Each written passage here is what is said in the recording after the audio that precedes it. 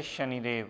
प्रिय दर्शकों, मैं राजेश जोशी आपका ज्योतिष जागृति केवल सत्य कार्यक्रम में आज फिर से स्वागत करता हूं। प्रिय दर्शकों, जैसा कि आप जानते हैं, हम बात लगातार गोचर की करते चले आ रहे हैं और मेरी कोशिश ये है कि मैं हर लगन कुंडली में आपको विस्तृत रूप से जानकारी दूं कि ग्रह गोचर में जो शनिदेव का इतना बड़ा बदलाव आया है, वो सालों बाद उच्च के हुए हैं।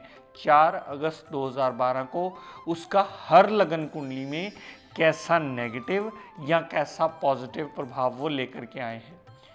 प्रिय दर्शकों, इसी श्रृंखला को अपनी कंटिन्यू करते हुए आज हम बात करेंगे धनु लगन की कुंडली की। धनु लगन ये इसलिए बना क्योंकि पहले ही भाव में 9 नंबर लिखा है और 9 नंबर धनु राशि होती है, जिसके मालिक होते हैं बृहस्पति देवता। बृहस्पति देवता इस कुंडली की सुप्रीम पावर माने जाते हैं।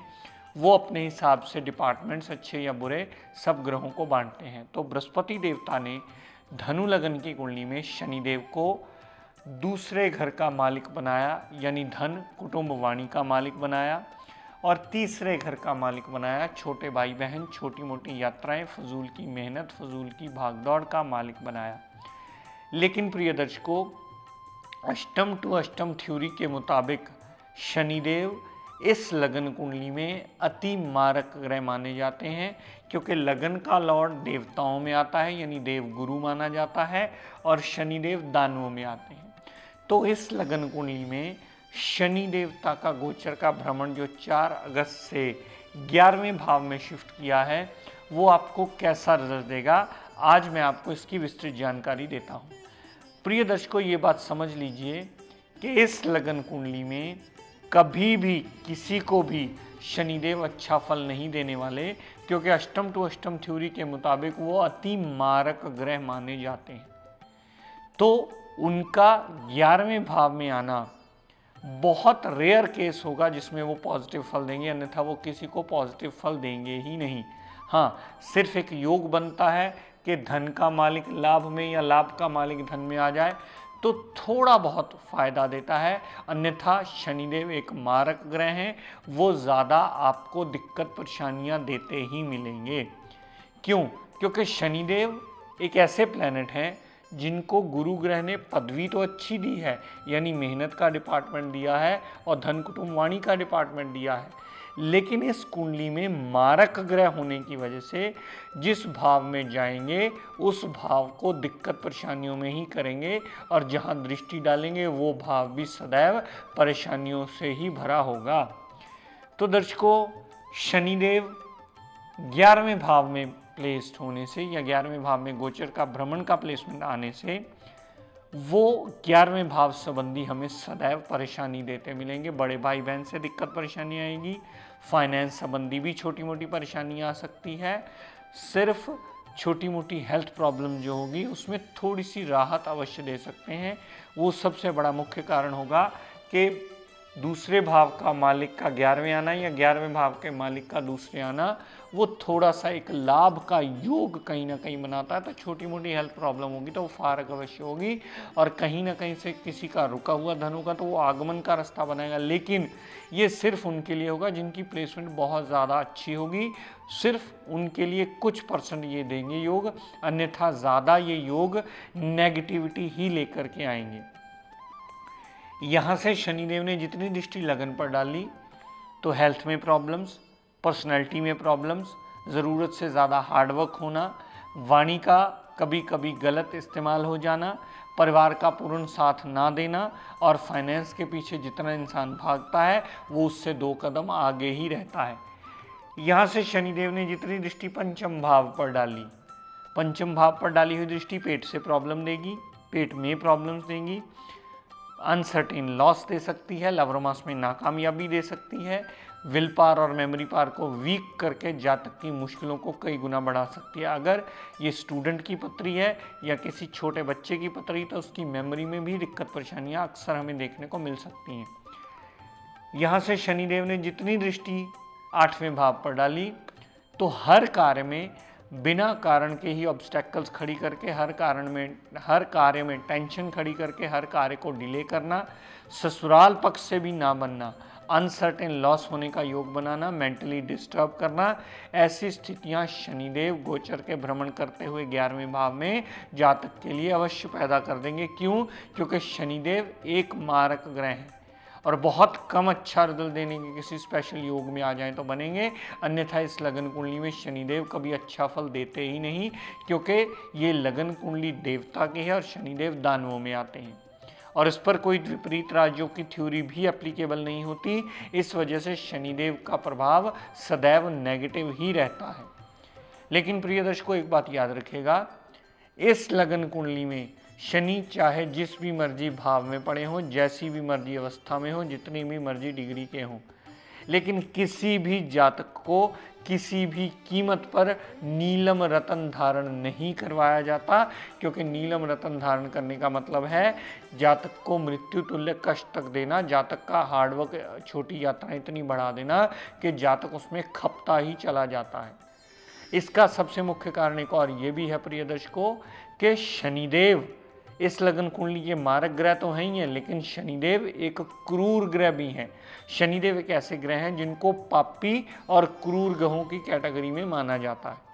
तो शनिदेव का रतन नीलम इस लगन कुंडली में कभी किसी कीमत पर कदापि किसी को धारण नहीं करवाया जाता।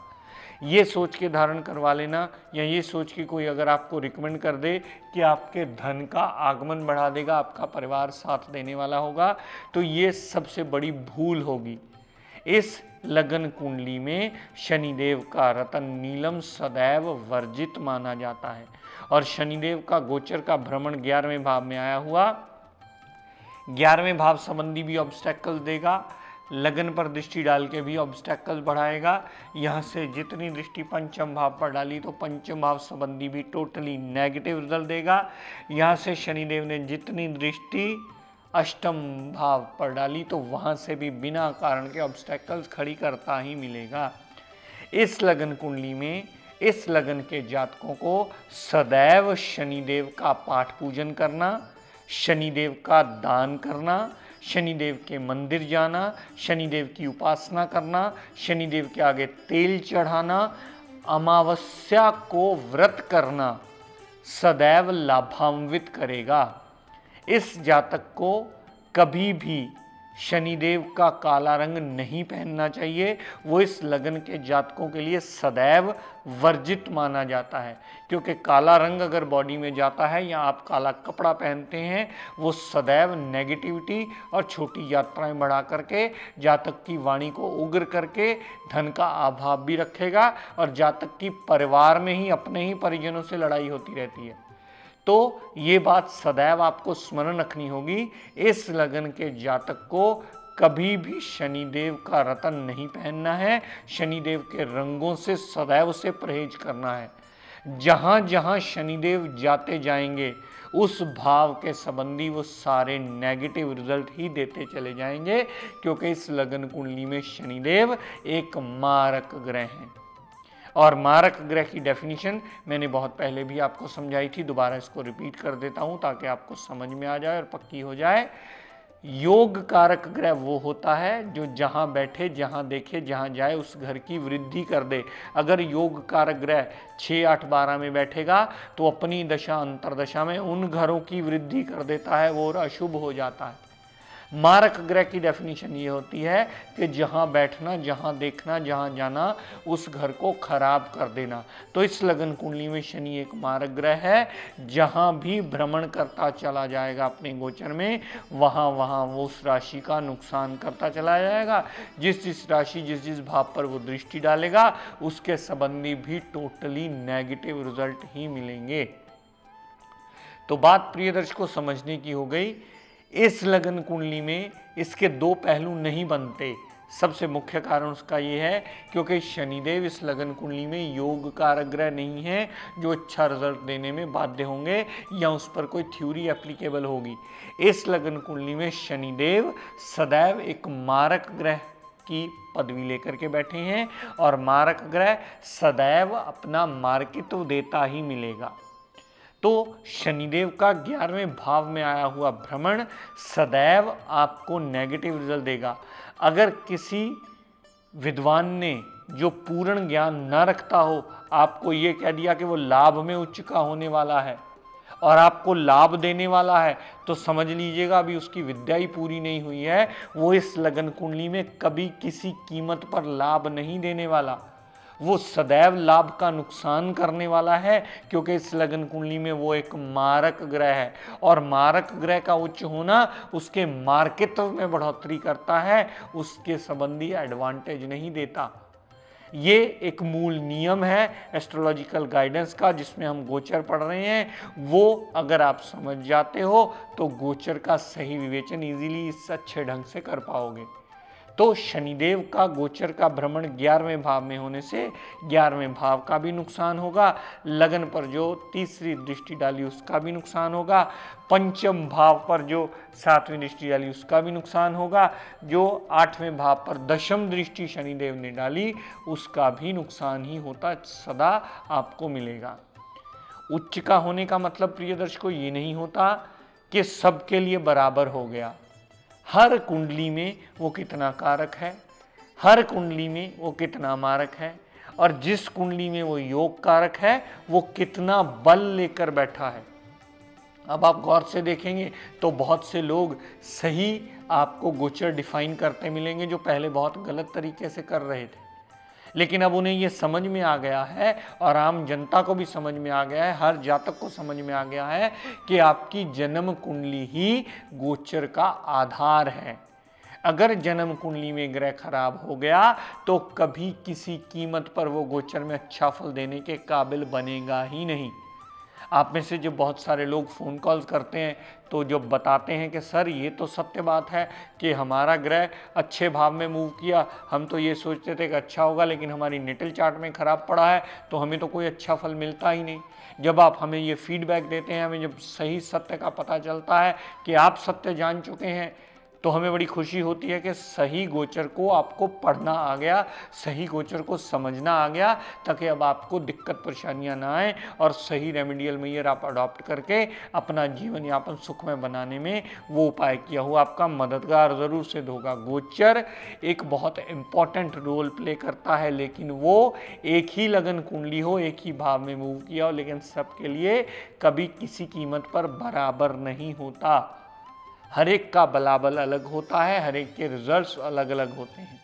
मारक कहे जाने वाला ग्रह भी हो सकता है अपनी अच्छी प्लेसमेंट में आने की वजह से जो योग कारकता के रिजल्ट दे दे, जैसे कोई विपरीत राजयोग में आ जाता है वैसे रिजल्ट दे सकता है, लेकिन कारक ग्रह तब बुरा हो जाता है जब वो 6, 8, 12 में प्लेस्ड हो, नीच का प्लेस्ड हो, अस्त अवस्था में प्लेस्ड होने से वो अपने अच्छे रिजल्ट देना छोड़ देता है।